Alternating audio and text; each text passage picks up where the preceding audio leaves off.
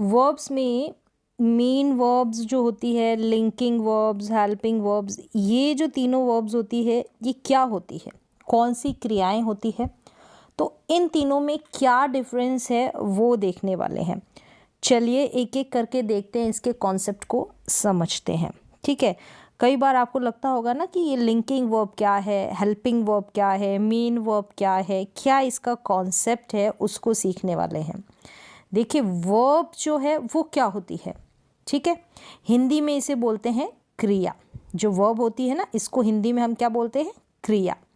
इसका जो स्ट्रक्चर होता है, मतलब किस तरीके से हम सेंटेंस में जब सेंटेंस बनाते हैं तो यूज़ करते हैं। देखिए सबसे पहले सब्जेक्ट आता है, ठीक है, फिर वर्ब आती है और फिर ऑब्जेक्ट। तो यहाँ पर देखें सब्जेक्ट के बाद आपको वर्ब नज़र आ रही है। अब वर्ब कौन सी वर्ब है वो देखेंगे। सब्जेक्ट जो क्रिया को करता है, ठीक है, सब्जेक्ट मतलब सब्जेक्ट क्या होता है, जो क्रिया को करता है। सब्जेक्ट यानी कर्ता, काम को करने वाला। वर्ब काम को दर्शाती है, जो वर्ब है ना वो काम को दर्शाती है, एक्शन को दिखाती है। ऑब्जेक्ट, ये जो ऑब्जेक्ट है वो क्या है, वस्तु जिस पर कार्य होता है। ये तीनों की बेसिक इंफॉर्मेशन, जिस पर कार्य होता है ऑब्जेक्ट। तो सब्जेक्ट क्या है, वर्ब क्या है, ऑब्जेक्ट क्या है, ये बेसिक कॉन्सेप्ट आपको समझ में आया। सब्जेक्ट जो होता है ना वो नाउन्स और प्रोनाउंस दोनों हो सकती है, मतलब संज्ञा और सर्वनाम। नाउन मतलब संज्ञा, प्रोनाउन मतलब सर्वनाम, तो ये हो सकते हैं सब्जेक्ट। ठीक है, नाउन क्या होता है आपको पता है, जो भी आपके आसपास नज़र चीज़ें आ रही है, जो भी चीज़ आपको दिख रही है वो सभी नाउन है।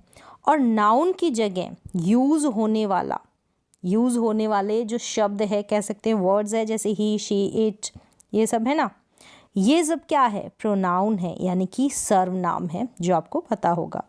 नाउन मतलब किसी भी व्यक्ति का नाम, किसी पर्सन का नाम, शहर का नाम, किसी चीज़ का नाम, ठीक है, ये सब नाउन है।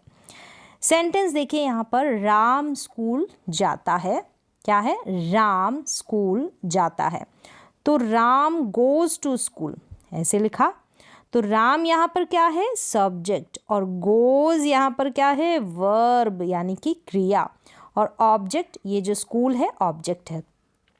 ध्यान रखें कि जो ऑब्जेक्ट है ना वो भी क्या है, नाउन और प्रोनाउन हो सकते हैं। जैसे कि स्कूल है, स्कूल भी तो एक नाउन है ना, जिस पर कार्य हो रहा है। तो ऑब्जेक्ट जो है वो भी नाउन या प्रोनाउन हो सकते हैं, जिस पर काम होता है।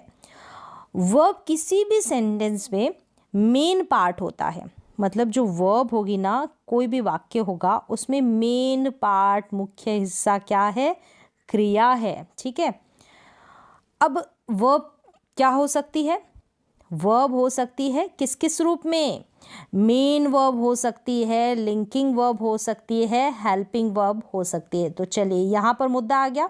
यहाँ तक अभी आपने बेसिक जो है इंट्रोडक्शन देखा, अब हम एक एक करके इनको समझने वाले हैं।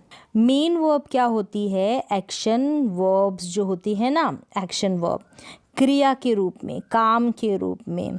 ठीक है, अब ये जो है शारीरिक, वर्ब पता है मेन वर्ब, खाना, पीना, उठना, बैठना, ये सभी क्या है, मेन वर्ब है, मतलब कि मुख्य क्रिया है। एक्शन वर्ब के रूप में ये होती है। शारीरिक हो सकती है और मानसिक, ठीक है, शारीरिक भी हो सकती है, मानसिक क्रिया के रूप में काम करती है, मतलब ये शारीरिक भी हो सकती है और मानसिक। शारीरिक मतलब फिजिकल और मानसिक मतलब मेंटल। अब क्या है ये दोनों देख लें। जैसे कि फिजिकल एक्शन जिनको हम अपनी आँखों से देख सकते हैं, अपने बॉडी पार्ट्स का यूज़ करते हैं उस काम को करने के लिए, तो वो होते हैं फिजिकल एक्शन। तो ये भी क्या है, मेन वर्ब है। जैसे कि गो, कम, क्लाइम, कुक। अब जैसे गो जाते हैं तो हम क्या करते हैं, अपनी आँखों से मूवमेंट होता है ना, गो जाने से हमारे लेग से, आते हैं तो भी मूवमेंट होता है, कहीं चढ़ रहे हैं, क्लाइम कर रहे हैं, कुक खाना पका रहे हैं, तो यहाँ पर हम अपने बॉडी पार्ट्स का यूज़ करते हैं। तो ये सब क्या हो गई, फिजिकल एक्शन, फिजिकल जिनका फिजिकली हम अपने शरीर का यूज़ लेते हैं, बॉडी का यूज़ लेते हैं काम करने के लिए, ये सब फिजिकल एक्शन है, ये भी वर्ब है। अब मेंटल एक्शन ऐसे मूवमेंट्स जिनको हम देख नहीं सकते लेकिन हमारे माइंड में होते हैं, ठीक है, जैसे कि थिंक करना, ये भी वर्ब है। फील करना, ड्रीम करना, इमेजिन करना, इनको हम देख सकते हैं क्या? नहीं, ठीक है, ये हमारे माइंड में होते हैं, तो ये मेंटल एक्शन हो जाते हैं। क्लियर है? यह सब वर्ड्स मेंटल मूवमेंट्स जिन्हें हम देख नहीं सकते, ये सारे अभी आपने देखे ना, ये सभी। चलिए, यहाँ तक आपको समझ में आ गया है। अब कुछ एग्जाम्पल्स देख लें, जैसे कि मैं क्रिकेट खेलता हूँ, तो यहाँ पर आप देख रहे हैं आई प्ले क्रिकेट, तो ये जो प्ले है ये क्या है? मेन वर्ब है। नेक्स्ट एग्जाम्पल देखिए, मैं कपड़े धोता हूँ, आई वॉश क्लोथ्स, तो वॉश यहाँ पर क्या है? मेन वर्ब है, ठीक है। मेन वर्ब आपको पता चल गया ना, फिजिकल एक्शन भी हो सकता है, मेंटल एक्शन भी हो सकता है। मैं बाज़ार जा रही हूँ, I am going to the market. अब यहाँ पर देखें, ये जो गोइंग है ये मेन वर्ब है, ये एम नहीं है, एम क्या है वो आगे अभी सीखेंगे। तो गोइंग यहाँ पर मेन वर्ब है। इन सब वर्ब्स में फिजिकल एक्शन हो रहा है और वह विजिबल है, इसलिए ये मेन वर्ब है। विजिबल है ना, खेलना, कपड़े धोना, मार्केट जाना, पाँव का यूज़ कर रहे हैं, फिजिकल एक्शन है। अब कुछ एग्जाम्पल्स यहाँ पर देखें, मैंने अच्छे विचार सोचे, I thought good ideas. Thought मतलब कि सोचना, ठीक है, थॉट सोचना हमारे माइंड में होता है ये काम, हम देख सकते हैं इसको? नहीं, तो ये भी मेन वर्ब है। मुझे यात्रा में आनंद आता है, आई एंजॉय ट्रिप। तो यहाँ पर एंजॉय, जब हम मज़े करते हैं तो हमारे वो मन में चलता है, मतलब जो आनंद होता है, एंजॉय करना, ये भी हमारे माइंड में चलता है। तो ये सब मेंटल एक्शंस है जिन्हें हम मेन वर्ब कहते हैं। तो यहाँ तक मुझे उम्मीद है कि मेन वर्ब क्या होती है, मेन वर्ब मुख्य क्रिया, इसका कॉन्सेप्ट क्या है वो आपको समझ में आ गया। आगे बढ़ने से पहले तो ये क्लियर होना चाहिए ना कि मेन वर्ब क्या होती है। चलिए अब देख ले लिंकिंग वर्ब्स क्या होती है। लिंकिंग वर्ब, ठीक है, लिंकिंग वर्ब से हमें पता चलता है ये स्टेट ऑफ बीइंग मतलब होने की अवस्था को ये शो करती है लिंकिंग वर्ब्स, ठीक है। अवस्था को एक्सप्रेस करती है, अवस्था के बारे में बताती है। लिंकिंग का मतलब होता है जुड़ना। क्या होता है? जुड़ना। लिंकिंग वर्ब सब्जेक्ट को शब्द से जोड़ती है, कनेक्ट करती है, जो सब्जेक्ट के बारे में जानकारी देता है। तो कई बार आप देखते हैं ना, इज, एम, आर, वहाँ पर जैसे बोलते हैं ही इज़ अ बॉय, तो ही क्या है? बॉय है, एक लड़का है, तो ही के बारे में जो इज़ है ना जानकारी दे रही है जो वर्ब है, तो इसको हम लिंकिंग वर्ब बोलेंगे इंग्लिश की भाषा में। अब चाहे उसे, ठीक है, कहीं पर हेल्पिंग वर्ब के रूप में यूज़ होती है वो अलग चीज़ है, लेकिन जहाँ पर हम लिंक करते हैं, ठीक है, कनेक्ट करते हैं, जहाँ पर क्या होता है, अभी जैसे ये डेफिनेशन है, इसको आप समझ लें कि लिंकिंग वर्ब सब्जेक्ट को उस शब्द से जोड़ती है जो सब्जेक्ट के बारे में जानकारी देता है। तो ये सब जो जानकारी देते हैं वो लिंकिंग वर्ब्स होती है। लिंकिंग वर्ब सब्जेक्ट को इसी के कॉम्प्लीमेंट से जोड़ती है, ठीक है। सब्जेक्ट, लिंकिंग वर्ब, फिर इंफॉर्मेशन अबाउट द सब्जेक्ट, जो एक्स्ट्रा कुछ इंफॉर्मेशन दी जाएगी ना सब्जेक्ट के लिए, उसी को कॉम्प्लीमेंट कहेंगे। और ठीक है, ये लिंकिंग वर्ब उसको जोड़ती है, इस सब्जेक्ट को जो एक्स्ट्रा इंफॉर्मेशन दी जाएगी। तो ये इस तरीके से एक रूल फॉलो होगा, सब्जेक्ट, फिर लिंकिंग वर्ब, फिर इंफॉर्मेशन अबाउट द सब्जेक्ट। देखें जैसे क्या है, स्टेट के बारे में बताएगी, देखना यहाँ पर एक्शन नहीं आपको दिखेगा, ठीक है। अब लिखा है she is good, she is good, तो यहाँ पर देखें ये जो शी है, शी का कॉम्प्लीमेंट गुड है। शी के बारे में ही एक्स्ट्रा इन्फॉर्मेशन दी जा रही है ना, शी क्या है, गुड है। तो इज यहाँ पर क्या है, लिंकिंग वर्ब, वह अच्छी है। तो इज क्या है, लिंकिंग वर्ब है। इज के बाद में आप देख रहे हैं गुड जो है, जो शी है ना, इसकी अवस्था के बारे में बता रहा है, ठीक है। अब देखें, दे आर पुअर, दे कैसे हैं, पुअर है। तो आर जो है लिंकिंग वर्ब है, दे का कॉम्प्लीमेंट पुअर है, समझ में आ रहा है ना। तो यहाँ पर इज के बाद, आर के बाद एक्शन नहीं है, ठीक है। अब देखें, यहाँ पर एक और सेंटेंस है, ही हैज़ अ कार। अब ही और ये जो कार है, ये भी कुछ वर्ब वगैरह होगी, देखते हैं अभी। देखिए, ही और यहाँ a car, he a car है, ही कोई कार है नहीं, ये कुछ एक्स्ट्रा इन्फॉर्मेशन दे रहा है क्या। इस ही और ये कार कनेक्ट हो रही है, नहीं। यहाँ पर देखिए कनेक्ट हो रही है, दे क्या है, पुअर है, शी क्या है, गुड है। तो ये तो कनेक्ट हो रहे हैं, ये नहीं हो रहा ना, उसके पास कार है।